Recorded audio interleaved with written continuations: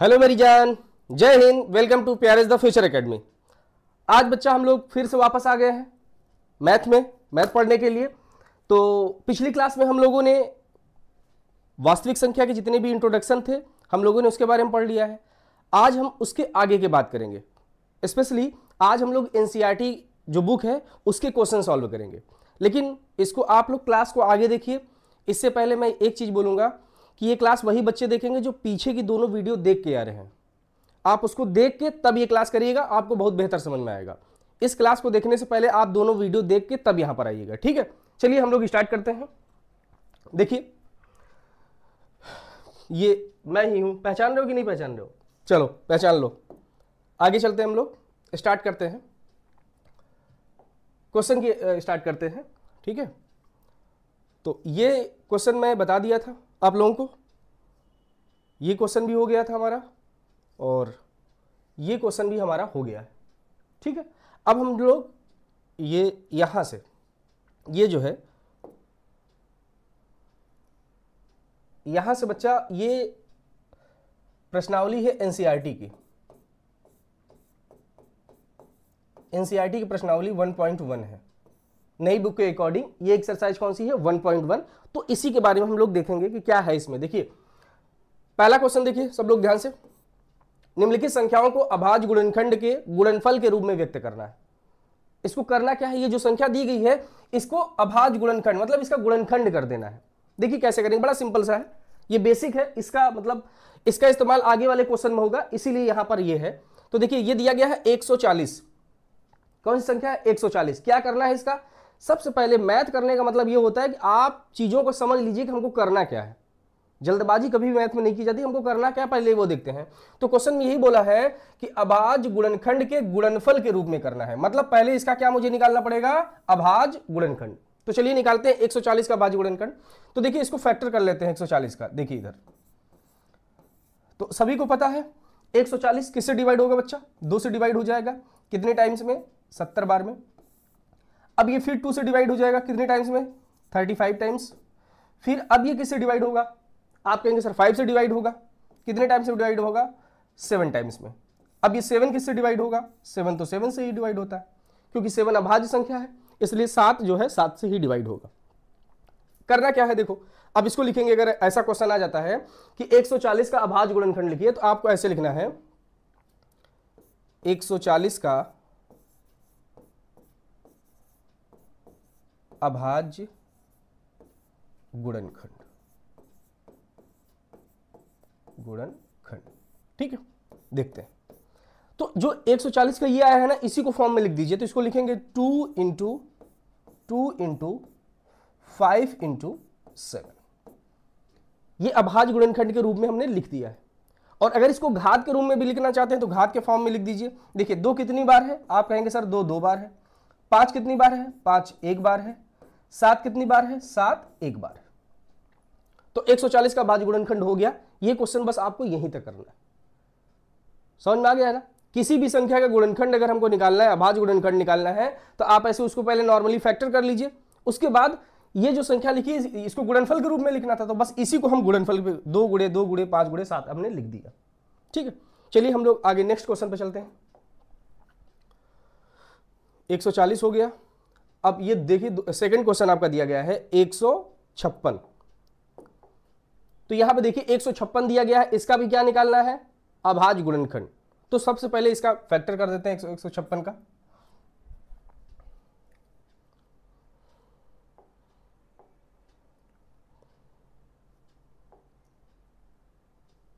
ठीक है, आते हैं हम थोड़ा सा कलर चेंज करते हैं, अलग कलर लेते हैं। आइए 156 है, 156 का करते हैं 156। प्राइम फैक्टर इसका निकालेंगे हम लोग। तो इसको किससे डिवाइड होगा? आप कहेंगे सर 2 से डिवाइड हो जाएगा। कितने टाइम्स में? 7 टाइम्स में। 2 7 जब 14 होगा, देखिए यहां 1 हो गया। 2 से जब 15 को डिवाइड करेंगे 7 टाइम जाएगा, 1 बचेगा तो ये 16 हो जाएगा। कितने टाइम्स? 2 8 जा 16। अब ये 78 है, ये भी 2 से डिवाइड हो जाएगा। 2 से डिवाइड करिए 7 को, कितने टाइम जाएगा? 3 टाइम। 2 3 जा 6, 1 आएगा, उधर 18 हो जाएगा। 2 9 जा। समझ में आ गया? अब बच्चे ये देखो 39 है तो ये 3 से डिवाइड होगा। कितने टाइम्स में? 3 1 जा 3 और 3 3 जा 9। अब 13 जो कि आपको पता है ये प्राइम नंबर है, अभाज्य संख्या है, तो ये कितने टाइम्स जाएगा? 1 टाइम सही है। तो अब यहां पे इसको भी करिए, 156 का अभाज्य गुणनखंड, 156 का अभाज्य गुणनखंड लिखिए। इसको भी दिया है, इसको गुणनफल के रूप में लिख दीजिए। तो इसको लिखेंगे 2 इंटू 3 इंटू 13। बात समझ में आ गया? ये इसका अभाज्य गुणनखंड हो गया। अब अगर इसको घात के फॉर्म में भी लिखना है तो घात के फॉर्म में लिख दीजिए इसको। देखिए 2 कितने टाइम से बच्चा? 2 बार है। 3 कितने टाइम से? 1 टाइम से। और 13 कितने टाइम से? ये भी 1 टाइम्स में। कंप्लीट हो गया हमारे पास। समझ में आ गया कि नहीं आ गया?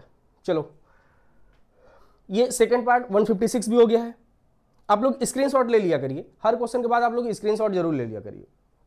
ले लीजिए, फिर हम लोग आगे चलते हैं। चलिए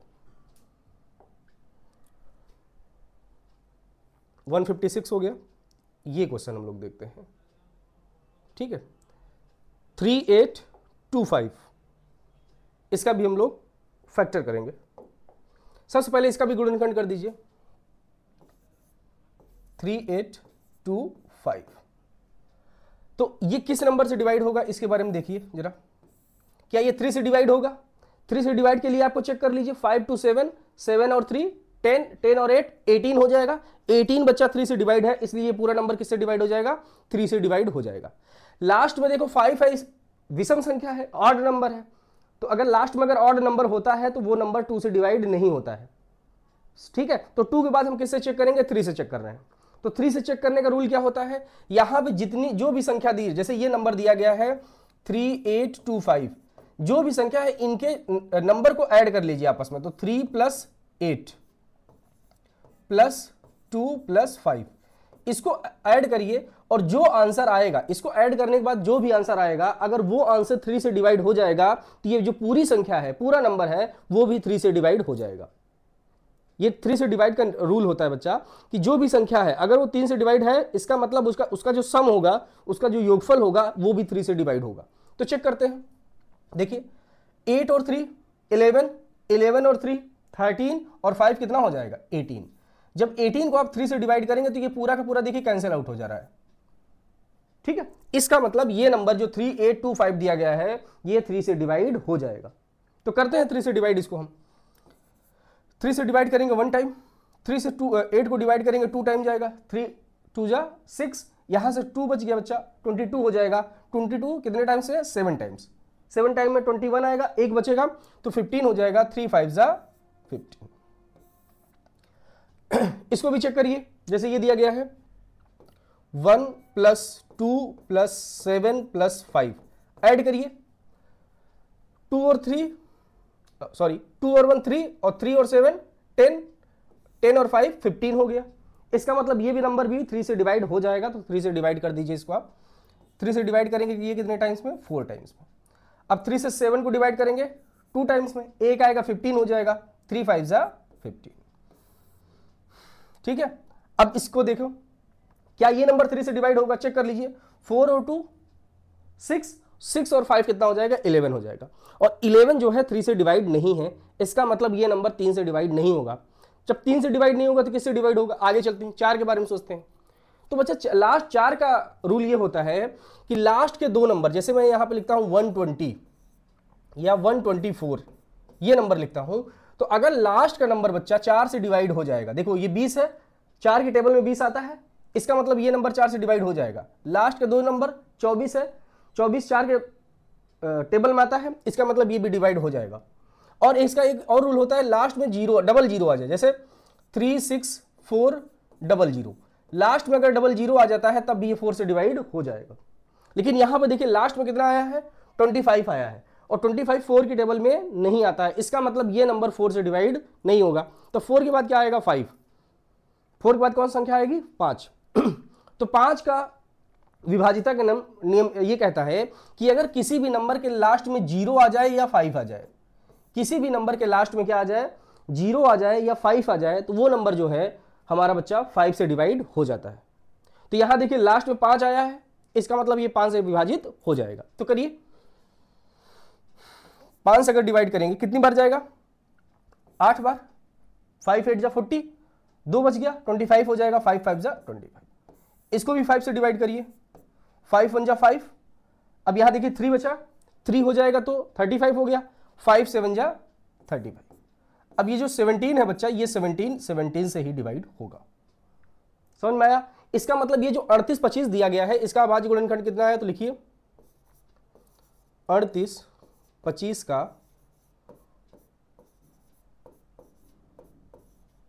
अभाज्य गुणनखंड,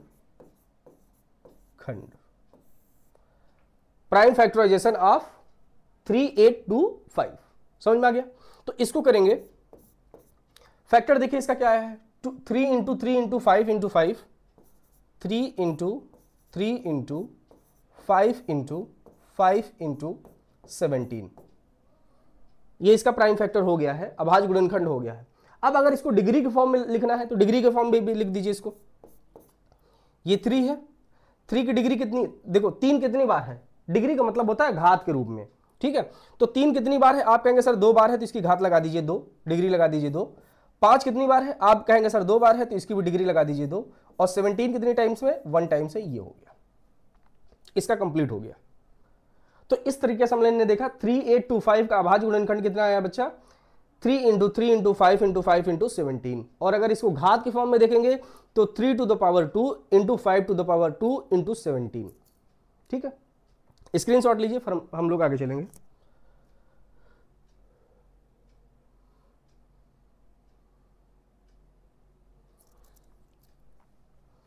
चलिए अब हम लोग आगे चलते हैं।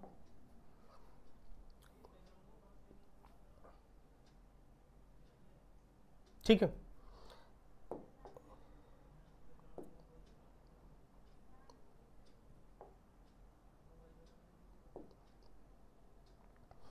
यहां पे अब एक क्वेश्चन दिया गया है 5005, इसका भी अभाज्य गुणनखंड करना है। तो करिए, यहां है 5005, करिए ये किस संख्या से डिवाइड होगा, तो ये 5 जो है 5005 है, ये किससे डिवाइड होगा, 5 से ही डिवाइड होगा। तो डिवाइड कर दीजिए, 5 1 जा 5, ये 00 आ जाएगा और ये आ जाएगा 5। ठीक है, तो ये हो जाएगा 1001।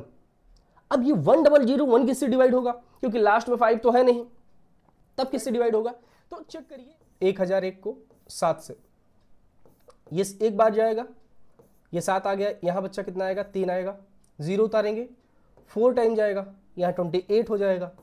ठीक है, इसको माइनस करेंगे 2 आ जाएगा, यहाँ फिर 1 करेंगे तो ये 3 टाइम जाएगा, 21 पूरा का पूरा कैंसिल हो गया। इसका मतलब 7 से जब 1001 को डिवाइड कर रहे हैं तो कितनी बार जा रहा है, 143। अब 143 किससे डिवाइड होगा, तो देखिए ये 11 से डिवाइड हो जाएगा। देखिए कैसे, 11 से 14 को डिवाइड करेंगे तो एक बार जाएगा, 3 बचेगा, 33 हो जाएगा। ठीक है, अब ये 13 किससे डिवाइड हो जाएगा, बचेगा 13 से डिवाइड हो जाएगा। तो यहां पे देखिए 5005 का अभाज्य गुणनखंड। ठीक है, तो 5005 का अभाज्य गुणनखंड क्या है, 5 इंटू 7 इंटू 11 इंटू 30। अब इसमें देखिए कोई डिग्री तो आ नहीं रही, कोई नंबर, तो ये 11 इंटू 13,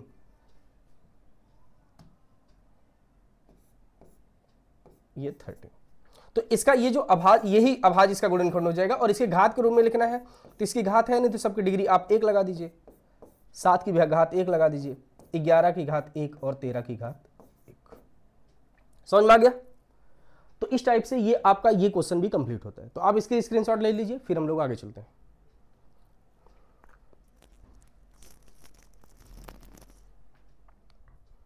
चलिए बच्चा, स्क्रीनशॉट ले लिए। अब नेक्स्ट क्वेश्चन देखते हैं।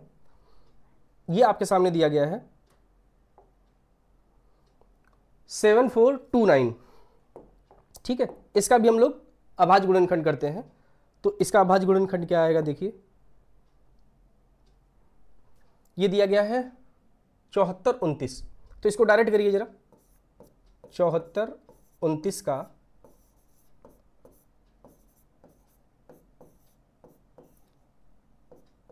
अभाज्य गुणनखंड, प्राइम फैक्टराइजेशन ऑफ 7429। अब देखिए इसको ध्यान से, इसका आप डायरेक्ट कर लीजिए, आप करिएगा, क्योंकि ये जिस नंबर से डिवाइड होगा 17 से पहले डिवाइड होगा, फिर 19 से डिवाइड होगा, और ये लास्ट में किससे डिवाइड हो जाएगा बच्चा, 23 से। ये दो सभी संख्या अभाज्य संख्या है। तो आप इसको एक बार चेक करिएगा, पहले 17 से आप इसको डिवाइड करिएगा, फिर जो आंसर आएगा उसको 19 से डिवाइड करिएगा, फिर जो आंसर आएगा उसको 23 से डिवाइड करिएगा। समझ में आ गया? तो ये एक क्वेश्चन है जिसको आप लोग अपने से खुद से भी ट्राई करिएगा, क्योंकि ये चेक करते जाएंगे तो 17 से होगा, 17 से पहले किसी से नहीं होगा, फिर 19 से होगा, फिर 23 से होगा। ठीक है, तो ये एक बेसिक रहा कि कैसे आप किसी क्वेश्चन का गुणनखंड करते हैं। तो इसके बाद जो हम आगे की बात करेंगे वो नेक्स्ट स्लाइड से है, इसको भी स्क्रीनशॉट लीजिए, फिर आगे चलते हैं हम लोग। तब तक पानी पी ले बच्चा।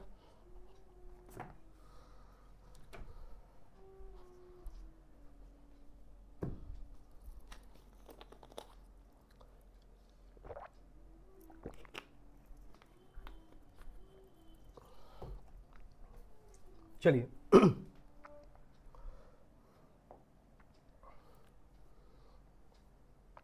अब यहां देखिए, अब ये क्वेश्चन आया है आपके उसका। देखिए क्वेश्चन दिया गया है, पूर्णांकों के निम्नलिखित युग्मों के एचसीएफ और एलसीएम ज्ञात कीजिए। क्या ज्ञात करना है? एलसीएम और एचसीएफ ज्ञात करना है। सबसे पहले जो क्वेश्चन आपके सामने आएंगे उनका आप लोग एलसीएम निकालेंगे, जो एचसीएफ निकालेंगे, और ये मैं समझा चुका हूं, फिर भी समझाऊंगा, लेकिन आप लोग यही कोशिश करिएगा पहले जो पढ़ाया गया है उसको पढ़ के, मतलब इससे पहले जो मैंने क्लास लिया था उसमें हमने एचसीएफ एलसीएम के बारे में बात किया है, तो अगर वहां से पढ़ के आएंगे तो ज्यादा बेहतर समझ में आएगा। ओके, ऐसा नहीं है कि नहीं पढ़ के आएंगे तो समझ में नहीं आएगा, समझ में आएगा, लेकिन वहां से एक बार रिक्वेस्ट है, तो वहां आप एक बार पढ़ के तब आइएगा। कोई भी संख्या रहेगी उसका आपको एचसीएफ निकालना है और एलसीएम निकालना है, तथा साथ में इसकी जांच कीजिए कि दो संख्याओं का गुणनफल बराबर ये होता है। हम लोगों ने एचसीएफ और एलसीएम का संबंध पढ़ा था कि नहीं? सब पढ़ा था। तो उसको चेक करना है कि ये जो फॉर्मूला होता है दो संख्याओं का गुणनफल बराबर एचसीएफ गुणे एलसीएम, क्या ये सही होता है कि नहीं? तो ये तो आप चेक तब कर पाएंगे जब आपको दो संख्याएं दी हो, उनका एलसीएम दिया हो और उसका एचसीएफ दिया हो, तभी आप इसको चेक कर पाएंगे। तो देखिए अगले स्लाइड में चलते हैं, क्वेश्चन वहीं पे है, यहां पे क्वेश्चन नहीं है। ये आपके सामने पहला क्वेश्चन है, दिया गया है 25 और 91। 25 और 91 का हमको क्या निकालना है? एलसीएम निकालना है और एचसीएफ निकालना है। तो चलिए एलसीएम और एचसीएफ निकालने के लिए सबसे पहले अभाज्य गुणनखंड करते हैं। एलसीएम और एचसीएफ निकालने के लिए सबसे पहले अभाज्य गुणनखंड करते हैं। तो यहां पर लिखेंगे 25 का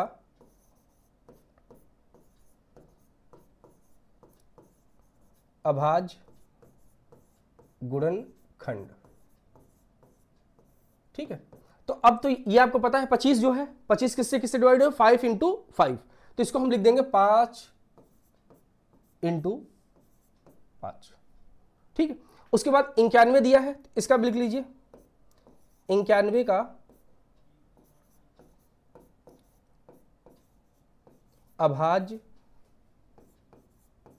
गुणनखंड। सेम वैसे ही करेंगे जैसे अभी पहला वाला क्वेश्चन हम लोगों ने किया था, वैसे पहले इसको अभाज्य गुणनखंड कर लेंगे। तो ये जो 91 है इसका गुणनखंड जाएगा 7 × 13 × 91, 7 × 13। 91 का गुणनखंड हो गया 7 × 13, 25 का गुणनखंड हो गया 5 × 5। अब इसको घात के रूप में भी लिख लीजिए आप। तो 5 कितनी बार लिखा है बच्चा? तो आप कहेंगे सर 5 बार लिखा है। 7 कितनी बार है? देखिए 7 तो एक बार ही है। 13 कितनी बार है? 13 एक बार है। ओके, आगे सॉल्व करेंगे हम लोग। तो यहां पर अब हमको एलसीएम और एचसीएफ निकालना है। अगर हम इसको घात के फॉर्म में रीअरेंज कर दिए हैं तब जाके हमको एलसीएम और एचसीएफ के बारे में बात करना है। तो सबसे पहले हम लोग 25, कलर चेंज करो, मजा आता है। तो यहां पर देखो इसको हम लोग चेंज कर दिए हैं। तो ये 25 का एचसीएफ, सॉरी 25 और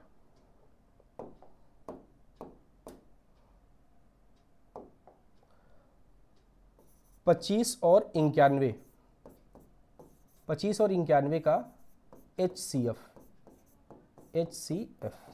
देखो HCF का मतलब क्या होता है बच्चा? HCF में हम लोग देखते हैं कि दोनों में ऐसा कौन सा नंबर है जो दोनों में कॉमन है। एचसीएफ हम लोग क्या देखेंगे, ऐसा कौन सी संख्या है जो दोनों में कॉमन है, वही हो जाएगा इसका एचसीएफ। तो लिखते हैं ऐसे कौन सी संख्या है जो दोनों में है। तो देखिए यहां 5 है लेकिन 5 इसमें नहीं है, यहां 7 है लेकिन 7 इसमें नहीं है, यहां 13 है लेकिन 13 इसमें नहीं है। तो कोई ऐसी संख्या नहीं है जो दोनों में है, जो 91 और 25 दोनों में है। देखिए कोई ऐसी संख्या नहीं है जो 25 के भी गुणनखंड में हो और 91 के भी गुणनखंड में हो। तब ऐसे केस में क्या करते हैं बच्चा, कि जहां पर कोई कॉमन नहीं दिखता है ना, तो वहां एक कॉमन मान लेते हैं। समझ में आ रहा है? जब आप ऐसे समझिए नॉर्मली वे में, कि जब आपके आसपास कोई नहीं होता है, आप कहीं मुसीबत में फंसे होते हैं, आपको कुछ नहीं समझ में आता है, तब कौन याद आता है? ऊपर वाला, भगवान। और भगवान कितने होते हैं? एक। समझ में आ गया? तो ऐसे समझिए कि जब कोई कॉमन ना दिखे तो कॉमन क्या माना जाता है? एक माना जाता है। ठीक है, तो इसका मतलब इन दोनों जो संख्याएं हैं 25 और 91 दिया गया है, इसका एचसीएफ कितना आ जाएगा? इसका एचसीएफ 1 आ जाएगा। ये हो गया इसका एचसीएफ। ठीक है, फिर हम लोग कलर अलग लेते हैं थोड़ा सा। चलिए देखिए अगला देखते हैं। अब एलसीएम निकालेंगे तो 25 और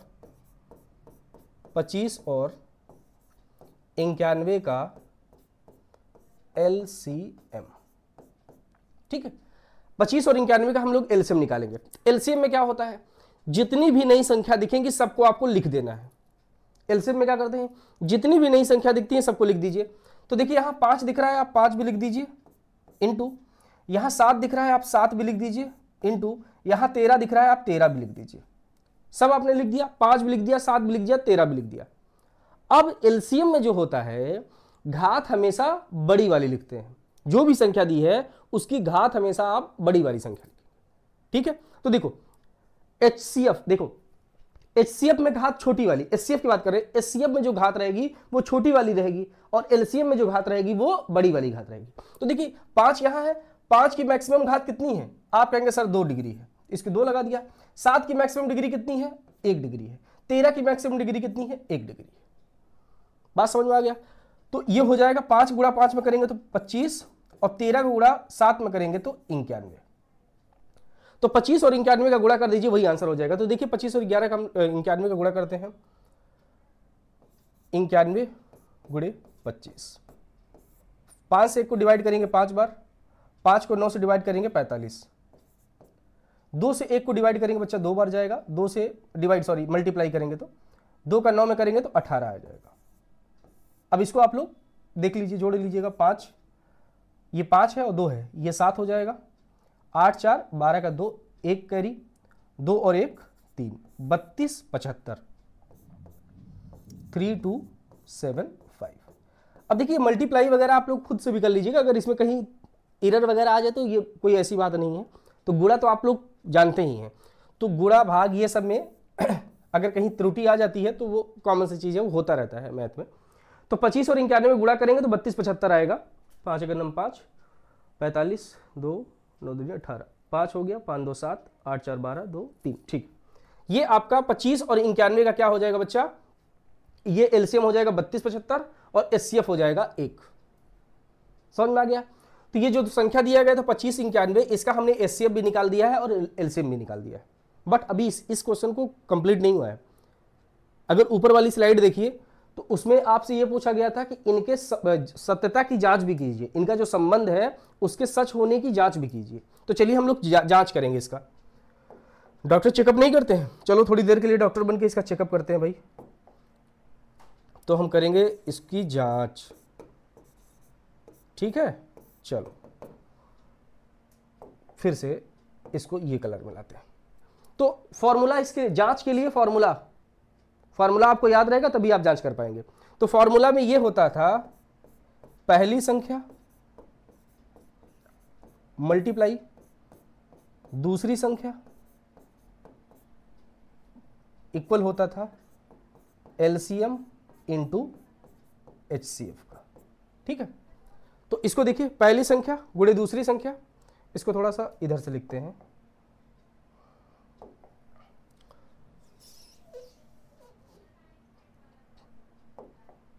यहां से लिखो, पहली संख्या गुणे दूसरी संख्या बराबर HCF मल्टीप्लाई LCM। ठीक, अब जो है वो सारा वैल्यू रखिए। अगर दोनों पक्ष बराबर आ जाए, दोनों साइड, लेफ्ट साइड और राइट साइड दोनों बराबर आ जाए, तो ये जो है इसका मतलब हम लोगों ने सही किया है। अगर कहीं बराबर नहीं आता तब गड़बड़ है। तो देखो पहली संख्या 25 है,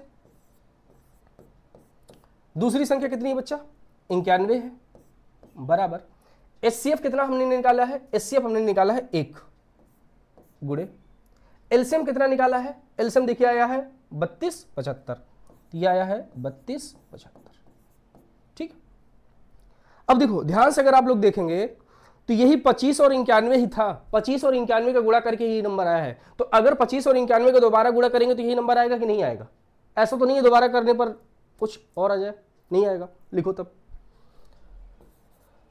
32 75 बराबर 1 का गुणा इसमें करेंगे बच्चा तो वही नंबर आ जाएगा 32 75। इसका मतलब बच्चा हमारा दोनों side, left hand side equal क्या आ गया है, राइट हैंड साइड। अगर ये दोनों बराबर आ गए हैं इसका मतलब हमने जो क्वेश्चन किया है वो कंप्लीट सही है।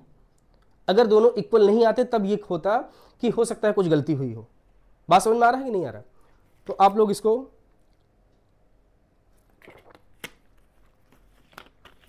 क्या, इसको अरे स्क्रीनशॉट लो ना, लो।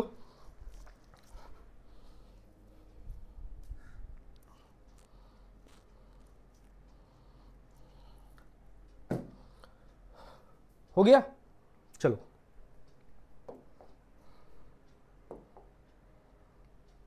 आगे देखते हैं इसको। 25 91 हो गया। अब देखो ये 510 और 92 दिया गया है, तो इसके बारे में देखते हैं।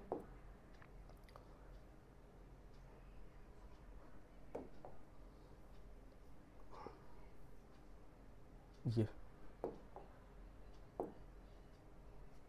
चलिए 510 और 92 का हमको LCM HCF और फिर जांच करना है डॉक्टर बनके, तो करते हैं। पहले गुणनखंड कर लो। 510 दिया है, 510 का इधर निकाल लो, 510 का फैक्टर करो, 2 से डिवाइड होगा 2 बार में, 4 हो गया, 1 बचेगा 5 बार में, 10 हो गया, फिर 1 बचेगा तो 5 बार में। ठीक है ना, 2 से करेंगे 2 दूनी 4, 1 बार में, 1 बचा है तो 11 हो जाएगा, 2 पंचे 10, 1। ठीक, अब ये किससे डिवाइड होगा? तो देखो ये क्या 3 से डिवाइड होगा, चेक कर लो। 5 5 10 और 2 12, 12 3 से डिवाइड हो जाएगा। इसका मतलब ये 225 जो संख्या है 3 से डिवाइड हो जाएगी। तो 3 से करिए इसको, 8 बार जाएगा, 8 त्रिक 24, 1 बचेगा। तो 3 से इसको करेंगे तो कितनी बार जाएगा बच्चा, 5 बार जाएगा। फिर 85 हो गया, 85 को किससे डिवाइड करिए, 5 से डिवाइड करिए, 5 एक बार में जाएगा, 3 बचेगा, 5 7 35। अब 17 तो किससे डिवाइड होगा, 17 से डिवाइड होगा। ठीक है, 510 का हो गया। लगे हाथ 92 का भी निपटा दो। 92 का चलिए करते हैं। ये 2 से डिवाइड होगा कितनी बार में, 4 बार में, 2 चौक 8, 1 बचेगा, 12 हो जाएगा, ये हो गया 46। फिर ये 2 से डिवाइड होगा बच्चा, ये 2 बार में, और ये कितनी बार में, 3 बार में, 23 आ गया। अब 23 किससे डिवाइड होगा, ये अभाज्य संख्या है तो 23 से डिवाइड होता है। तो हमको जो जरूरत थी हमने लिख दिया। हमने 510 का भी निकाल दिया है और 92 का भी। अब इसको सही से लिख लेते हैं। तो यहां लिखेंगे 510 का अभाज्य गुणनखंड। तो 510 का जब निकाले हैं तो देखिए क्या आया है, 2 × 3 × 5 × 17, 2 × 3 × 5 × 17। ठीक है, अब देखिए यहां पे डिग्री भी यहीं पे लगा देते हैं हम लोग। तो 2 भी एक बार है, 3 भी एक बार है, 5 भी एक बार है, 7 भी एक बार है। ओके, आगे देखते हैं। 92 दिया गया है, तो 92 का अभाज्य गुणनखंड। चलिए 92 का देखो क्या दिया है, देखो 2 × 2 × 23 है। तो देखो 2 कितनी बार है, 2 कितनी बार है, 2 बार है। तो इसको 2 की जो पावर बनाएंगे, 2 की पावर 2 कर देंगे, और ये 23 जो है ये 23 की पावर 1 कर देंगे। समझ में आ गया है? बोलो गड़बड़ है, हटा देते। ये देखो टेक्निक, ये नहीं हटा, ये देखो हट गया, सब हट गया क्या। चलो फिर बनाते हैं इसको। तो 2 की पावर 2 करेंगे इंटू 23 की पावर 1, इधर से भी निपट गया है ये, इसको भी सही कर लो भाई, ये इधर भी चला गया, ये नहीं हो गया आपसे। अब इसका एलसीएम और एचसीएफ के बारे में बात करेंगे। तो अगर इसका एलसीएम निकालेंगे दोनों संख्या का, डायरेक्ट लिख दें क्या, चलो 510 और 92 का एचसीएफ। एचसीएफ में मैंने क्या बताया था अभी आपको, एचसीएफ में क्या देखेंगे, दोनों में कॉमन देखेंगे। एचसीएफ में क्या देखते हैं, दोनों में कॉमन। तो देखो 2 यहां दिख रहा है सर, लिख दो, तब क्या देख रहे हो, दिख रहा है तो लिख दो ना। आगे देखो 3 यहां है, 3 यहां दिख रहा है, आप कहेंगे हाँ सर दिख रहा है, यहां 3 है, अबे 3 नहीं 23 है, समझ में आया। तो ये 3 नहीं है 23 है, 23 की डिग्री है। तो 3 नहीं है 5, 5 भी नहीं है, 7 भी कॉमन नहीं है। इसका मतलब कॉमन क्या आया है, 2 आया है। अब लेकिन 2 यहां पर एक बार है और यहां पर कितनी बार है, 2 बार। 510 के गुणनखंड में 2 एक बार है और 92 के गुणनखंड में 2 बार है। अब घात कौन सा लगाया जाए, ज्यादा वाली की कम वाली। तो एचसीएम में मेरी जान घात हमेशा छोटी वाली लगाते हैं, एचसीएम में घात छोटी वाली, एलसीएम में घात बड़ी वाली, बस यही बात ध्यान रखिएगा। एचसीएफ जब भी निकालिए तो घात छोटी वाली। किसकी घात छोटी निकालेंगे, जो कॉमन आएगा। तो देखिए 2 दोनों में है लेकिन घात 1 है छोटी, इसीलिए इसका आंसर कितना हो जाएगा, 2। अब ऐसे ही 510 और 92 का एलसीएम निकालो। एलसीएम भी निकालते हैं। एलसीएम में क्या मैंने बताया था, एलसीएम में आप ऐसा कुछ बताए थे कि जो नई संख्या दिखेगी उसको लिख देंगे, जितनी भी नई संख्या दिखेगी सबसे पहले उनको लिखो। चलो 2 यहां है, नई संख्या है, लिख दो, लिख दिया। 3 भी नई संख्या है, 3 भी लिख दिया। 5 भी नया संख्या दिख रहा है, लिख दिया। 7 भी दिख रहा है, लिख दिया। 23 भी दिख रहा है, लिख दिया। 2 भी दिख रहा है, 2 भी दिख रहा है ना, 2 दिख तो रहा है लेकिन नई संख्या नहीं है। नई संख्या क्यों नहीं है, क्योंकि 2 पहले लिखा जा चुका है, इसलिए 2 की यही रहेगा। अब ध्यान से देखिए इसको, अब इसमें घात के बारे में बात करेंगे, इसकी घात क्या होगी। तो देखो 2 की घात कितनी है, जो एलसीएम में जो घात लगाते हैं वो बड़ी वाली घात लगाते हैं। एलसीएम में घात कौन सी लगाएंगे, बड़ी घात लगाएंगे। तो बड़ी घात 2 की घात कितनी है, बड़ी 1 है कि 2 है, 2 है। और बाकी सबकी घात तो एक ही 1 है, तो यही रह जाएगा आपका आंसर। ठीक है, तो अब इसको थोड़ा सा कैलकुलेशन करना मेहनत का काम है। देखिए 2 का गुणा 2 में करेंगे तो 4 होगा, 4 गुणा 3 में करेंगे तो 12, 12 पंचे 60, 60 हो गया। 60 गुणे ये 7 का गुणा 23 में कर दो, 7 का 3 में करेंगे तो 21, 1 2 कैरी, 7 दूनी 14, 14 और 2 16। देखिए 7 का 3 में करेंगे तो 21, 21 का 1 2 कैरी हो जाएगा, 7 दूनी 14, 14 और 2 16। इसका मतलब 2 संख्या आएंगी 60 गुणे 161। अब इसको भी मल्टीप्लाई करना ही पड़ेगा, 161 गुणे 6 से कर दी, 0 लगा दीजिएगा बाद में। 6 को गुणा 1 में करेंगे 6 हो जाएगा, 6 छंका 36, 6 3 कैरी, 6 कन्नम 6, 6 और 3 9, 6 1 जा 6, 6 6 जा 36, 6 3 कैरी, 6 1 जा 6 और 3 9। ठीक है, इसका मल्टीप्लाई करेंगे तो नंबर आया है 9 6 6 और ये 0 है, इस 0 को लगा दीजिए।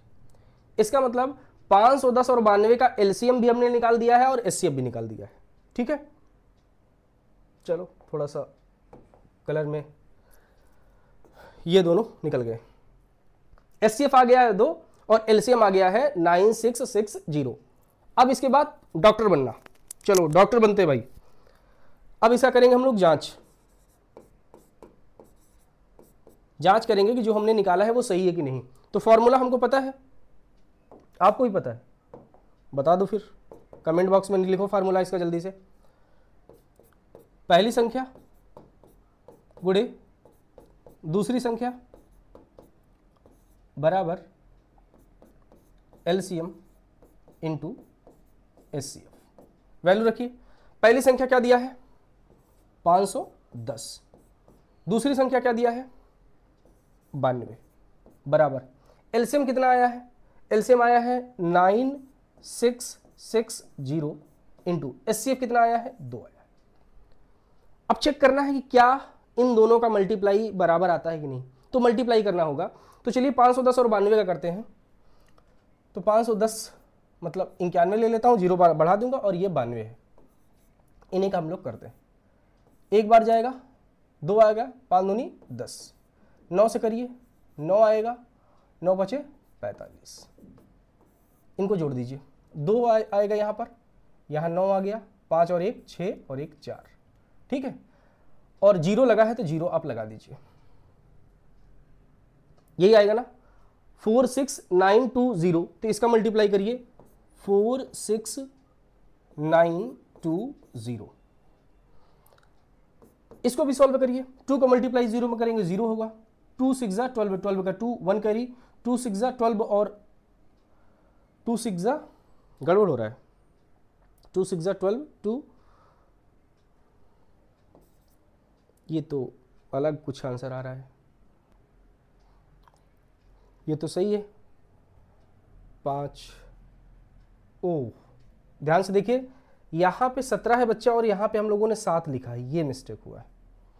यहाँ पे 17 था और यहाँ उतारा हमने 7 था, ये मिस्टेक हुआ है। इसका मतलब ये भी गलत ही होगा। तो इसका फिर से गुणा करते हैं। 2 का 2 में 4 3 12, ये 60 हो जाएगा। 60 इंटू 17 इंटू 23, इसको देखिए ध्यान से, इसका आया है 4600। ये अब ये इसको भी हटाते हैं,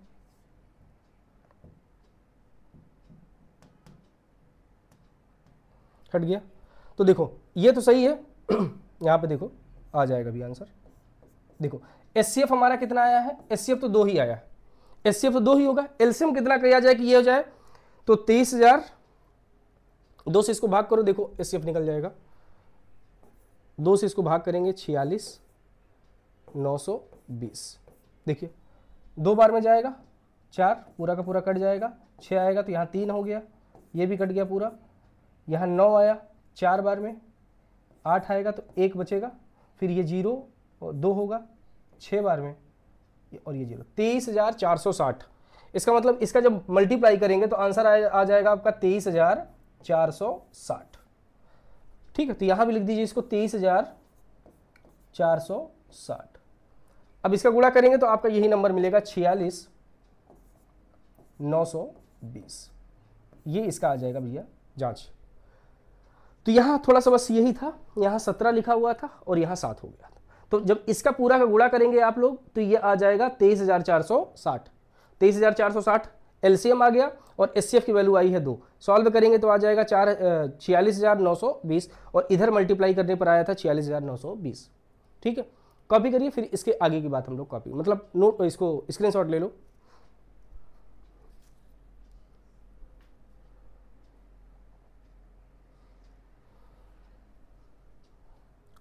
चलिए आगे क्वेश्चन पे चलते हैं।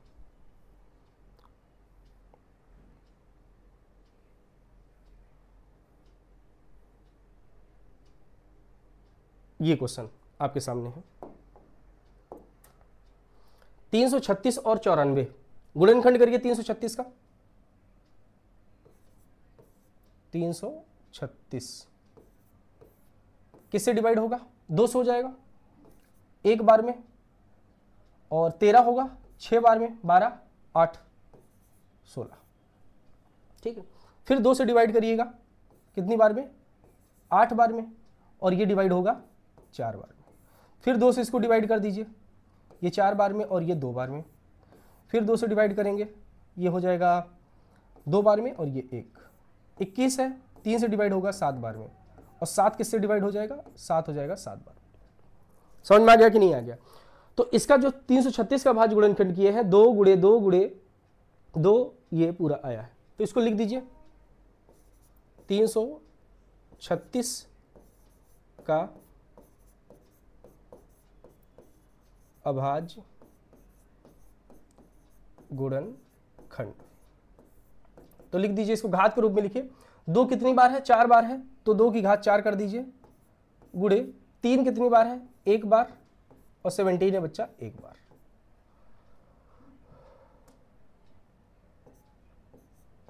सेवनटीन है एक बार। ऐसे ही 54 का निकाल लीजिएगा आप लोग।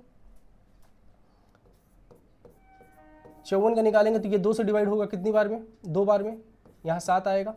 3 से डिवाइड होगा ये 9 बार में, और 9 डिवाइड होगा फिर 3 से, और ये फिर 3 से। ठीक, तो इसका भी लिखिए 54 का अभाज्य गुणनखंड। तो 54 का लिखेंगे तो क्या आया है? 2 आया है एक बार। 3 कितने बार है भैया? 3 बार है। 3 बार। ठीक है, अब इसका हम लोग एलसीएम निकालते हैं। 336 और 54 का एचसीएफ और एलसीएम दोनों निकालेंगे। तो एचसीएफ पहले निकालेंगे।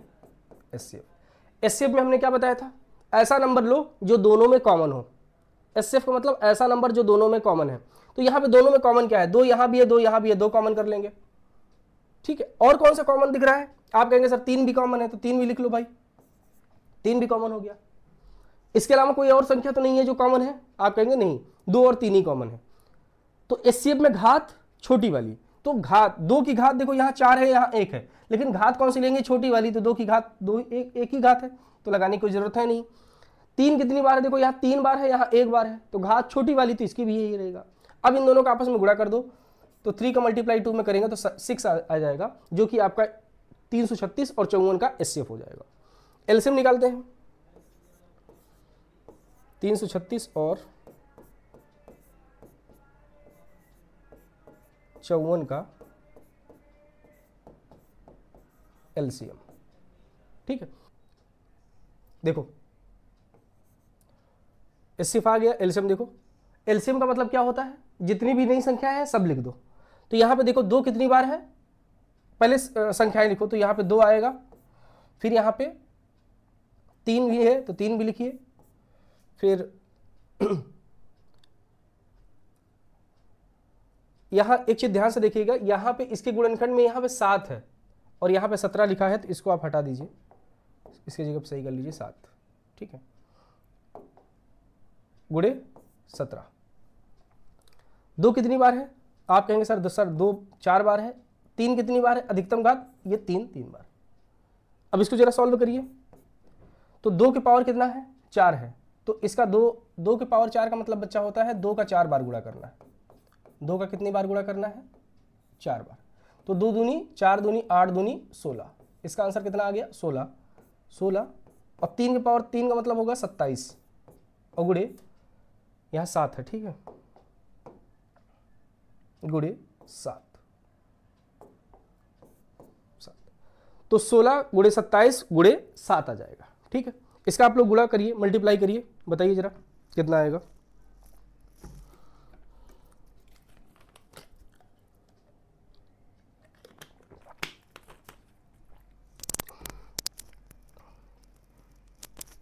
देखो गुणा करते हैं इसका, पहले 27 और 7 का कर लो,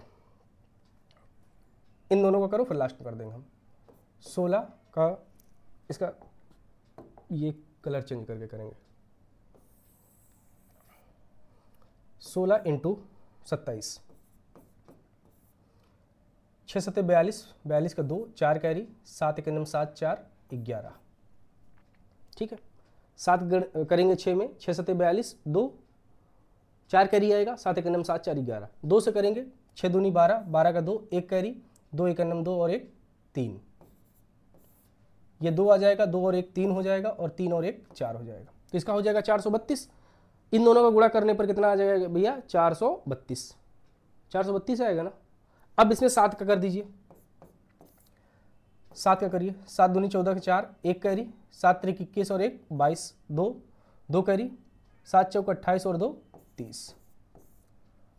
7 दूनी 14 के 4, 1 कैरी, 7 3 21 और 1 22, 7 चौक 28। ठीक, तो इसका सॉल्व करने पर आंसर आया है 3024। अब चलिए जांच करिए, एलसीएम एचसीएफ निकल गया। अब आप डॉक्टर बन जाइए जल्दी से। थोड़ी देर के लिए, हाँ, तो हो जाएगी पहली संख्या मल्टीप्लाई दूसरी संख्या बराबर LCM इंटू SCF। तो पहली संख्या कितनी है 336, 336। दूसरी संख्या कितनी है 54 बराबर LCM कितना आया है बच्चा, LCM हम निकाले हैं यहाँ पे 6 और SCF कितना हमने निकाला है 3024। अब आप लोगों के लिए ये होमवर्क है कि आप लोग क्या करिएगा कि इसको सॉल्व करके आप ये बताइएगा कि इसका आंसर सही है कि नहीं। ठीक है, ये दोनों पक्ष सॉल्व करिएगा। इस पक्ष में क्या आंसर आ रहा है ये भी आपको कॉपी बताना है, इस पक्ष में क्या आंसर आ रहा है ये भी आपको बताना है, और आपने बताइएगा कि आप डॉक्टर बन पाए कि नहीं। अगर आप जांच सही सही कर लिए तो डॉक्टर बन गए, और जांच में गड़बड़ हो गया तो फिर से कोशिश करने की जरूरत है। बात समझ में आ गया? तो थोड़ा कैलकुलेशन देख लिया करो, मल्टीप्लाई डिवाइड वगैरह जो भी रहे, कॉन्सेप्ट आपका क्लियर रहना चाहिए। मल्टीप्लाई डिवाइड तो आपको खुद ही करना है। तो आज की क्लास हम लोग यहीं पर रोकते हैं। इसके बाद जो अगली क्लास होगी वो नेक्स्ट डे होगी, लेकिन वही चीज़ है कि ये सारी चीज़ें आप लोग कवर कर लीजिएगा। ठीक है, स्क्रीनशॉट लो, फिर देखें कुछ अगला क्वेश्चन तो नहीं है।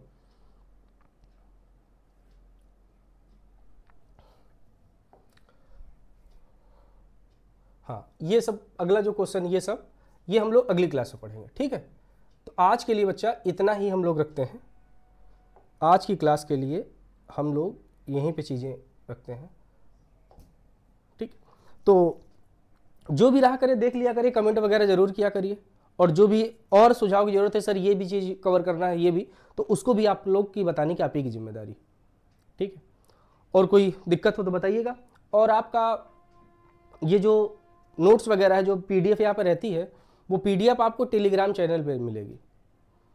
टेलीग्राम नाम आप जानते होंगे ना, तो गूगल प्ले स्टोर पे जाके टेलीग्राम आप वहाँ से डाउनलोड कर लीजिएगा। वहाँ पर PRS टेलीग्राम पे जब आप उसमें आप अपनी ID बना लेंगे तो वहाँ पर PRS द फ्यूचर एकेडमी ये डालेंगे तो वहाँ पे चैनल मिल जाएगा, और उसको आप ज्वाइन कर लीजिएगा। ज्वाइन करने के बाद वहाँ पे ये जितनी भी पढ़ाया जा रहा है, इससे पहले जो पढ़ाया गया है, इससे जितना भी पढ़ाया गया अभी तक और आगे जो पढ़ाया जाएगा, सारा PDF आपको वहीं मिलेगा। ठीक है, बाकी क्लास के डिस्क्रिप्शन में इसका लिंक मिल जाएगा आप लोगों को टेलीग्राम चैनल का, तो वहाँ से आप लोग इसमें जुड़ जाइएगा। ठीक है, आज इतना ही रखते हैं, बाय।